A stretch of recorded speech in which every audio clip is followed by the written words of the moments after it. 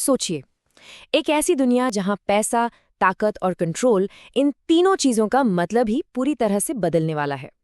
ये कहानी है एक बहुत बड़े और सोचे समझे बदलाव की, जिसके केंद्र में है एक बिल्कुल नए किस्म का पैसा। तो इस बड़े बदलाव के पीछे आखिर है क्या? चलिए, आज सेंट्रल बैंक डिजिटल करेंसी यानी सीबीडीसी की दुनिया में थोड़ा गहरा उतरते हैं और समझने की कोशिश करते हैं कि ये हमारे पैसे के भविष्य को हमेशा के लिए कैसे बदल सकता है। तो सबसे पहले यही सवाल उठता है कि आखिर साल 2026 ही क्यों? ऐसा क्या खास है इस साल में जिसे पैसे के भविष्य के लिए एक बहुत बड़ा टर्निंग पॉइंट माना जा रहा है? जरा सोच कर देखिए, दुनिया के 130 से ज्यादा देश एक ही दिशा में काम कर रहे हैं। ये सब एक ऐसी नई टेक्नोलॉजी पर काम कर रहे हैं जो पैसे की पूरी परिभाषा ही बदल सकती है। ये आंकड़ा ही अपने आप में बहुत कुछ कहता है। और देखिए, ये कोई छोटे मोटे देश नहीं है। जिन देशों में ये तैयारी चल रही है वो दुनिया की कुल इकोनॉमी का 98% हिस्सा है। मतलब ये कोई छोटा मोटा ट्रेंड नहीं है, ये तो एक ग्लोबल फाइनेंशियल क्रांति की शुरुआत लग रही है। तो ये सीबीडीसी आखिर है क्या चीज जिसके इर्द गिर्द इतनी बातें हो रही हैं?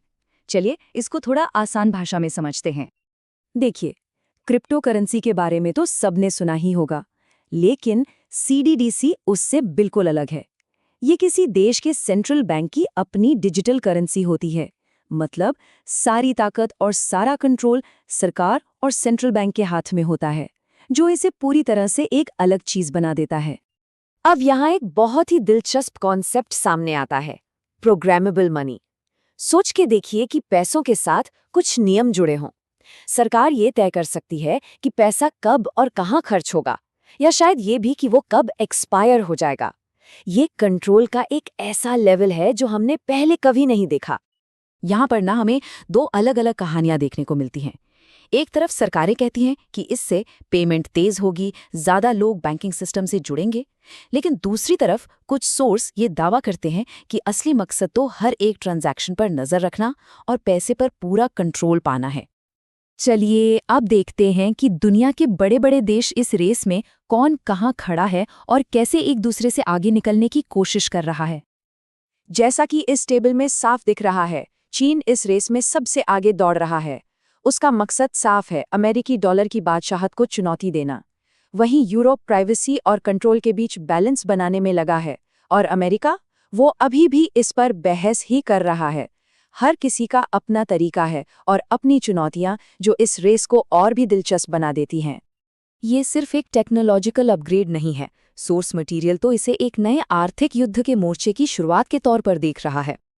तो सबसे जरूरी बात यह है कि भविष्य की लड़ाइयां शायद टैंकों और मिसाइलों से नहीं, बल्कि कोड और करेंसी से लड़ी जाएंगी। ये एक नए तरह का युद्ध होगा। इन नए सिस्टम से जो जानकारी निकलेगी वो दुनिया की सबसे कीमती चीजों में से एक बन सकती है। जिसके पास ये डेटा होगा, असल में उसी के पास किसी भी देश की इकोनॉमी की कमजोरियों और ताकत को समझने की चाबी होगी। लेकिन इस पूरी कहानी में एक बहुत बड़ा गेम चेंजर भी हो सकता है, और वो है ब्रिक्स देशों का एक साथ आना।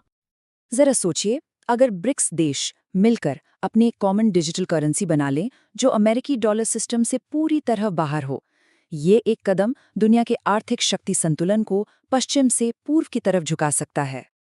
पर इन सब आर्थिक और राजनीतिक दांव-पेच के अलावा एक ऐसा टेक्नोलॉजिकल खतरा भी है जो इस पूरे सिस्टम की नींव हिला सकता है।